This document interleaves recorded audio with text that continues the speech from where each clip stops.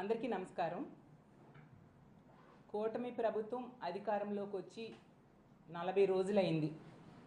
రాష్ట్రంలో శాంతి భద్రతలు ఏ విధంగా ఉన్నాయో మనందరం చూస్తూ ఉన్నాం. అత్యంత దారుణంగా మహిళలకి రక్షణ లేని పరిస్థితి మనకు కనిపిస్తూ ఉంది. రోజుకొక సంఘటన. గత 2-3 రోజులుగా అయితే రోజుకి 2-3 దారుణమైన సంఘటనలు మనం చూస్తూ ఉన్నాం. నిజంగా రాష్ట్రంలో ఉన్న ఆడపిల్లల తల్లిదండ్రులు భయపడిపోయే పరిస్థితి, తమ బిడ్డల్ని బయటికి పంపాలంటే భయపడిపోయే పరిస్థితి. ఇంతగా లా అండ్ ఆర్డర్ దెబ్బతినడానికి కారణం అర్థం కావట్లేదు. ఎంత దారుణంగా ప్రభుత్వం ఆడపిల్లలకి రక్షణ ఇవ్వడంలో వైఫల్యం చెందింది మనం అర్థం చేసుకోవచ్చు. అసలు నంద్యాల జిల్లాలో ముచ్చిమర్రిలో అయితే ఇన్ని రోజులు, ఇంచుమించు 12 రోజులైనా కూడా ఆ ఆడబిడ్డ మృతదేహాన్ని కనిపెట్టలేకపోయారు అంటే ప్రభుత్వం తాలూకా చేతకానితనం మనకు క్లియర్గా అర్థమవుతూ ఉంది. కనీసం ఈ రోజు కూడా ముఖ్యమంత్రి గారు కానీ, డిప్యూటీ సీఎం గారు కానీ, హోమ్ మినిస్టర్ గారు కానీ, మంత్రులు కానీ ఎవరు ఆ కుటుంబానికి పరామర్శకు వెళ్ళలేదంటే ఎంత దారుణం వైఫల్యం, ఎంత దారుణమైన నిర్లక్ష్యం మనకు అర్థం అవుతూ ఉన్న పరిస్థితి మనం చూసాం.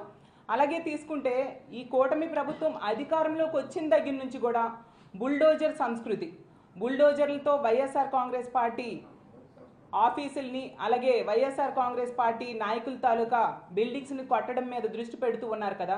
మరి ఆడపిల్లల్ని ఎంత దారుణంగా హత్యలు, అత్యాచారాలు చేస్తున్న వాళ్ళ మీద ఈ బుల్డోజర్స్ని ఎందుకు ఉపయోగించడం లేదు అని నేను అడుగుతూ ఉన్నాను. అసలు ఈరోజు తీసుకుంటే గత కొద్ది రోజులుగా ఇన్ని సంఘటనలు జరుగుతూ ఉన్నా ఎవరు కూడా స్పందించట్లేదు, ఒక రివ్యూలు పెట్టట్లేదు. నిన్ననే క్యాబినెట్ మీటింగ్ అయింది. క్యాబినెట్ మీటింగ్లో దీని మీద ఎందుకు చర్చించలేదు, ఏం చర్యలు తీసుకుంటామో అని ఏ విషయం కూడా మాట్లాడిన పరిస్థితి. అంటే ఆడపిల్లల తాలూకా రక్షణ అనేది అంత ప్రాధాన్యత లేని అంశమా మీ కూటమి ప్రభుత్వానికి అని నేను అడుగుతూ ఉన్నాను. అసలు ఆడపిల్లలు అనే వాళ్ళు ఉన్న ప్రతి ఇంట్లో కూడా ఈరోజు వణికిపోతూ ఉన్న పరిస్థితిని మీరు కల్పించారు. అసలు తీసుకుంటే చంద్రబాబు నాయుడు గారైనా, పవన్ కళ్యాణ్ గారైనా, లోకేష్ గారైనా అంబానీ లాంటి వాళ్ళ ఇళ్లలో పెళ్ళిళ్ళకి వెళ్ళారు, తప్పులేదు. కానీ అదే విధంగా మన రాష్ట్రంలో ఇన్ని సంఘటనలు జరుగుతున్నాయి కదా, వాళ్ళ కుటుంబాలకి పరామర్శకి వెళ్ళాలనేసి మీకు గుర్తుకు రాలేదా అని నేను అడుగుతూ ఉన్నాను. హోమ్ మినిస్టర్ గారు అయితే ఈ కూటమి ప్రభుత్వం అధికారంలోకి వచ్చిన వెంటనే ఆవిడ చెప్పారు, మా కూటమి ప్రభుత్వం అధికారంలోకి వచ్చింది, ఈ రాష్ట్రంలో ఉన్న ఆడపిల్లలందరూ కూడా ప్రశాంతంగా నిద్రపోవచ్చు అని చెప్పి. ఎక్కడ నిద్రపోతూ ఉన్నారు? హోమ్ మినిస్టర్ గారి సొంత నియోజకవర్గంలోనే మనం చూసాం, 2 ఆడోళ్ళకి బట్టలు చించి తెలుగుదేశం పార్టీ నాయకులు, కార్యకర్తలే కొట్టారు. అలాగే పక్క నియోజకవర్గం, అదే జిల్లా, అనకాపల్లి జిల్లా పక్క నియోజకవర్గం రాంబిల్లి మండలంలో దర్శిని అనే అమ్మాయికి గొంతు కోసి చంపేశాడు. అసలు ఆ చంపిన సురేష్ అనే వ్యక్తి పోక్సో కేసు కింద అరెస్ట్ అయ్యి విడుదలైతే ఈ దర్శిని కుటుంబ సభ్యులు 3 సార్లు దర్శిని తాలూకా తండ్రి వెళ్ళి పోలీస్ స్టేషన్లో కంప్లైంట్ ఇచ్చాడు. ఇతను మళ్ళీ బయటకు వచ్చాడు, మా అమ్మాయిని మళ్ళీ వేధిస్తున్నాడు అంటే కనీసం అక్కడ పోలీస్ సిబ్బంది కానీ, ఎస్ఐ కానీ స్పందించిన పరిస్థితి. దాన్ని అలుసుగా తీసుకొని ఆ దుర్మార్గుడు ఇంటికి వచ్చి మరీ గొంతు కోసి చంపేశాడంటే మనం అర్థం చేసుకోవచ్చు ఎంత ఘోరంగా ఇక్కడ ప్రభుత్వం కానీ, పోలీస్ వ్యవస్థ కానీ ఉంది అనేసి.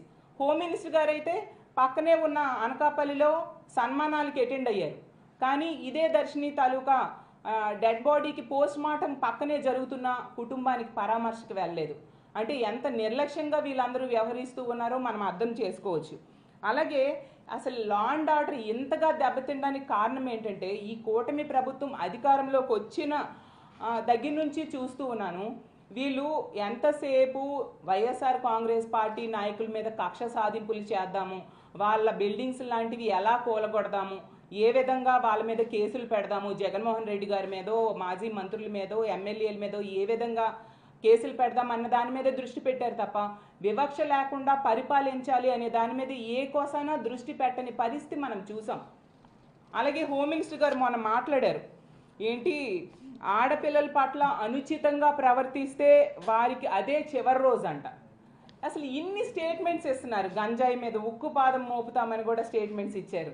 మరి ఇవన్నీ స్టేట్మెంట్సే తప్ప ఇంప్లిమెంటేషన్ ఎక్కడా కనిపించట్లేదు ఏంటి హోమ్ మినిస్టర్ గారు అని నేను అడుగుతూ ఉన్నాను. నిజంగా ఇవన్నీ మీరు చక్కగా ఇంప్లిమెంట్ చేస్తే నెక్స్ట్ డే నుంచి ఇలాంటి దుర్మార్గమైన సంఘటనలు జరగవు కదా. ఇలాంటి సంఘటనలు జరగకుండా ఉండడం కోసమే ఆ రోజు జగన్మోహన్ రెడ్డి గారు దిశ చట్టం, దిశ యాప్ తీసుకురావడం జరిగింది. దిశ యాప్ ద్వారా 1,30,00,000 మంది ఆడవాళ్ళు తమ ఫోన్లో దిశ యాప్ని డౌన్లోడ్ చేసుకోవడం జరిగింది. దిశ చట్టం కేంద్రంలో పెండింగ్లో ఉన్నా కూడా అందులో ఉన్న అంశాలన్నీ కూడా మన రాష్ట్రంలో ఇంప్లిమెంట్ చేశారు. 18 దిశ పోలీస్ స్టేషన్స్ తీసుకురావడం అయితేనేమి, అలాగే ఫాస్ట్ ట్రాక్ కోర్టులు ఏర్పాటు చేశారు, అలాగే ఫోక్సో కోర్టులు ఏర్పాటు చేయడం జరిగింది.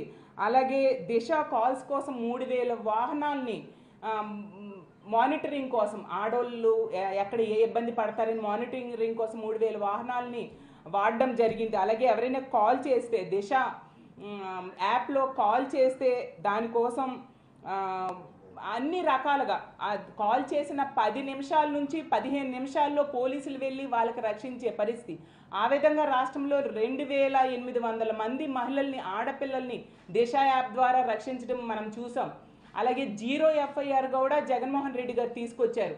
అసలు ఈ దిశ యాప్, దిశ చట్టం అనేది ఎందుకు తీసుకొచ్చారు? పక్క రాష్ట్రంలో ఒక దిశ ఆడపిల్లకి ఒక సంఘటన జరిగింది, అలాంటి సంఘటనలు ఆంధ్రప్రదేశ్ రాష్ట్రంలో ఆడబిడ్డలకు జరగకూడదు అని చెప్పి ఆ రోజు తీసుకొచ్చారు. ఇలాంటి మంచి చట్టం, ఇలాంటి మంచి యాప్ని ఈ కూటమి ప్రభుత్వం అధికారంలోకి వచ్చిన దగ్గర నుంచి చూస్తూ ఉన్నాం. దిశ యాప్ లేదు, దిశ చట్టం లేదు. ఇదే మాట హోమ్ మినిస్టర్ గారు ఎన్నోసార్లు చెప్తూ ఉన్నారు, ఆ పార్టీ నాయకులు చెప్తూ ఉన్నారు. దాంతో ఇలాంటి దుర్మార్గులకి భయం లేకుండా పోయింది. ఇది ఒక ఆయుధం, దిశ అనేది ఒక ఆయుధం. దీన్ని నిర్వీర్యం చేసేస్తే ఇలాంటి దుర్మార్గులు పేటరేగిపోరా? మహిళల మీద అత్యాచారాలు, హత్యలు చేయరా? ఈరోజు రాష్ట్రంలో తీసుకుంటే మనం చూస్తే 3 హత్యలు 6 అత్యాచారాలు అన్నట్టుగా ఉన్న పరిస్థితి. దీనికి ఎండ్ అనేది లేదా? ఒక ఆయుధం తయారు చేసిన వాడి మీద కోపంతో ఆయుధాన్ని నిర్వీర్యం చేస్తే, ఆయుధాన్ని వాడకపోతే ఖచ్చితంగా దుష్టులు, దుర్మార్గులు విజృంభిస్తారు. అలాంటి పరిస్థితి మా ప్రభుత్వం మీద, మా జగనన్న మీద, మా నాయకుల మీద ఉన్న కోపంతో వాళ్ళు ప్రవేశపెట్టిన ఇంత మంచి సిస్టమ్ని ఎందుకు మీరు నిర్వీర్యం చేస్తూ ఉన్నారు? దయుంచి కూటమి ప్రభుత్వానికి నేను చెప్తూ ఉన్నాను, దిశ అనేది చాలా అద్భుతమైన ఆయుధం. దుర్మార్గుల్ని చీల్చి చెండాడే ఈ ఆయుధాన్ని మీరు మళ్ళీ యాక్టివేట్ చేయండి. అలాగే ఇది కేంద్రం దగ్గర పెండింగ్లో ఉంది. మీరు ఎలాగూ కూడా కూటమిలో ఉన్నారు కాబట్టి కేంద్రం మీద ప్రెషర్ పెట్టి ఆ దిశ చట్టం అనేది అమల్లోకి వచ్చేట్టుగా చేయాల్సిందిగా మిమ్మల్ని వేడుకుంటూ ఉన్నాను. ఈరోజు తీసుకుంటే అసలు ఎన్ని సంఘటనలు, ఎంత ఘోరమైన పరిస్థితి మన రాష్ట్రంలో ఉందో అర్థం కావట్లేదు. జూన్ 10th అంటే ఈ కూటమి ప్రభుత్వం 4వ తేదీన గెలుపు అనేది రావడం జరిగింది. జూన్ 10th 2024లో అల్లూరు సీతారామరాజు జిల్లా పాడేరులో మోదుకొండమ్మ జాతర సందర్భంగా అక్కడికి తల్లిదండ్రులతో కలిసి వచ్చిన 6 ఏళ్ల చిన్నారిపై కొందరు యువకుల సామూహిక అత్యాచారం. జూన్ 21 చీరాల మండలం ఈపురుపాలెంలోని సీతారాంపురంలో 21 ఏళ్ల యువతిపై అత్యాచారం, ఆ తర్వాత దారుణమైన హత్య. అదే రోజు ఉదయం ఇంటి సమీపంలోని రైల్వే ట్రాక్ వద్దకు టాయిలెట్ కోసం వెళ్ళిన యువతి ఎంతసేపటికి కూడా తిరిగి రాకపోతే వెతకడంతో రైల్వే ట్రాక్ సమీపంలో యువతి మృతదేహం కనిపించింది. అలాగే జూన్ 27న విజయనగరంలో యువతిని ప్రేమించానంటూ వెంటబడిన ఒక ఉన్మాది ఆ ప్రేమని అడ్డుకున్నారంటూ యువతి తండ్రిని నడి రోడ్డు మీద దారుణంగా నరికి చంపాడు. అలాగే జూన్ 27 అన్నమయ్య జిల్లా నిమ్మనపల్లి మండలం దివిటిపాలెంలో వివాహిత దారుణ హత్య. ఇంట్లో ఉన్న ఆమెను గుర్తు తెలియని దుండగులు గొంతు కోసి హత్య చేశారు. ఎంత దారుణం, ఎన్ని సంఘటనలు! జూన్ 27 విజయవాడలోని ఒక మదర్సాలో 15 ఏళ్ల కరిష్మా అనే విద్యార్థిని అనుమానాస్పద మృతి. అలాగే జూన్ 30 హోంమంత్రి వంగలపూడి అనిత గారి సొంత నియోజకవర్గంలోని కోట ఊరట్లలో దారుణంగా ఆ వీడియో రాష్ట్ర ప్రజలందరూ చూశారు.